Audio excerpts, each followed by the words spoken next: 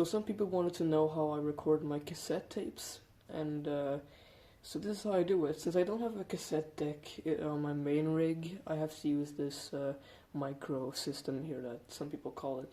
So this is a Sony S-Master digital amplifier thing. It has a tape recorder, a tape player, like a tape recorder, tape player, and it has a CD slot as well, so I can record my CDs too if I want to do that to tapes.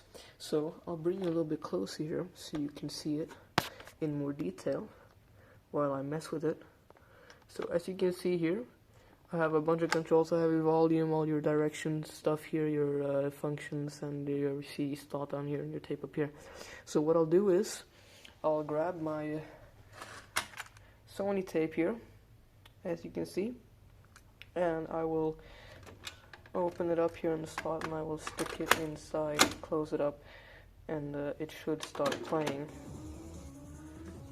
But yeah, as you can see, and the neat thing about this system here is that you can switch sides, so you can switch to side B or side A with just a press of this tape button here. You don't have to actually open it up and switch the sides of the physical tape itself. You just have to press it and it switches like the polarity or something like that. I don't know exactly how it works. Somebody can explain it better than I can.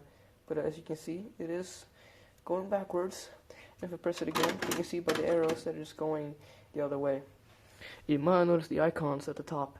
If I go ahead and press direction here, you'll see at the top there that they change. The tape plays to side A, which is going right now, and then it stops, and then it plays to side B, and then it stops there. So if I do this, then it'll loop all the way around, and over here it'll loop at the end of side A. So I like to just keep it there for when I record, because I barely play tapes with this. I just record with this one. As you can see, it works, and I'll just switch it over to the other. No, I'll let it play for a bit, because I'll show you something else that is broken with this function. With this system, is the auto rewind, or the speed rewind thing. As you can see down here, I have two buttons. I have fast forward and rewind. If I press rewind, you'll notice that it starts rewinding, and then it stops. It can't do it. It can't rewind. It doesn't have like the strength to do it. It's just too tired.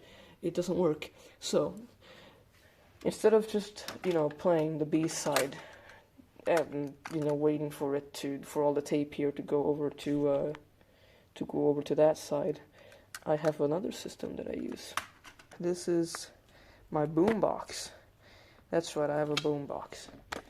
And the reason I have this boombox is because this is the only thing in the house that can actually rewind tapes.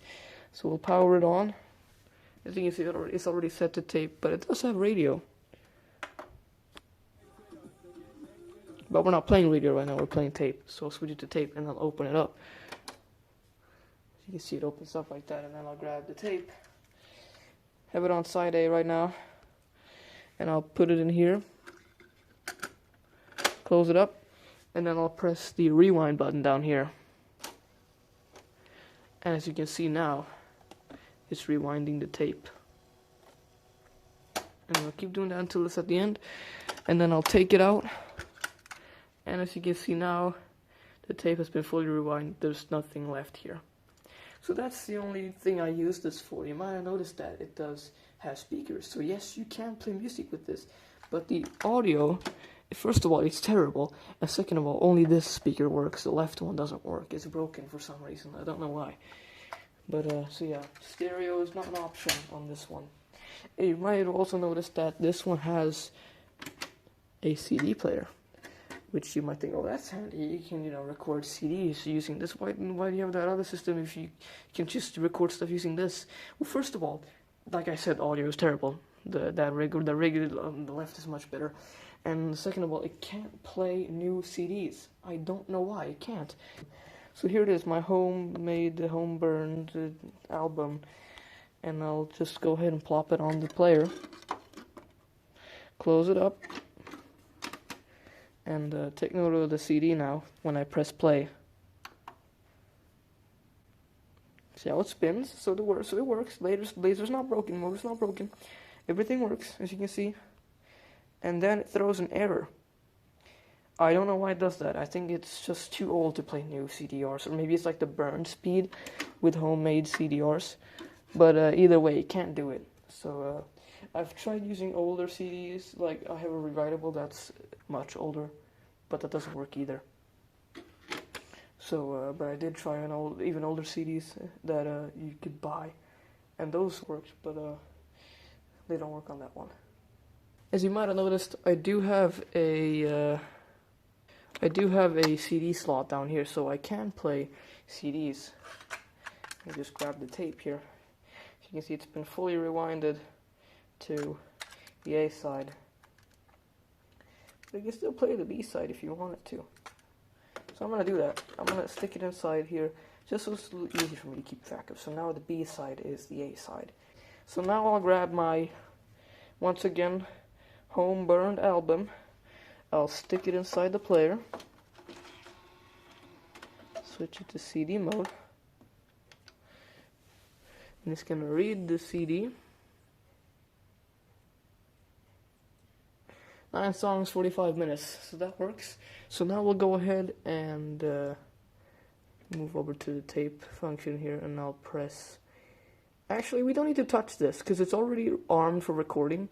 We just gotta go back to the tape, CD, and then you press record to arm the recording on the tape, because it automatically is attached to the tape. So now it's been armed, and then to start recording, you press the pause button, and then you press the play on the media you want to record. So I'll do that, and then I'll press play here.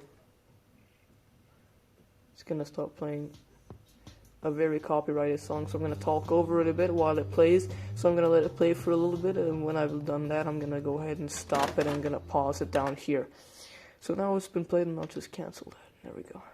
And now we'll go back to tape here, and then we will stop that. Go ahead and take it out, and I'll rewind it just a tiny bit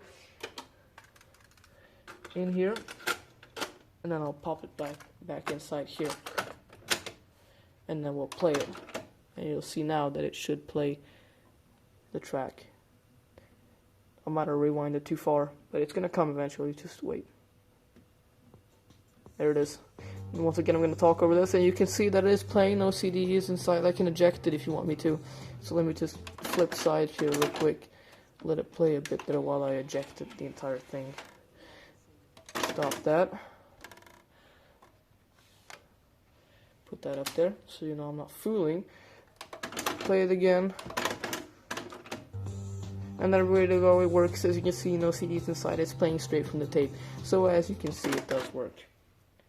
So that's how I record from CDs. And then if I don't want to record from CDs, I do the same thing, but I select MD right here, which I don't know what that stands for, media device, I think.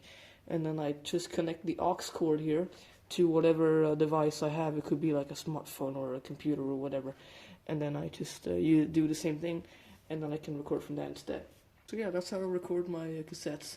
And that's just a little demo for you on how I do it. One day I am gonna get a Technics, or not a Technics, just any old cassette deck that works. I'm gonna put it up in my actual rig upstairs, and then I'm gonna, play or record tapes up there, and then be able to play them in my big speakers, because I can't do that right now without having to record the tapes to CDs, which kind of defeats the whole purpose of tapes. So yeah, that's how that works.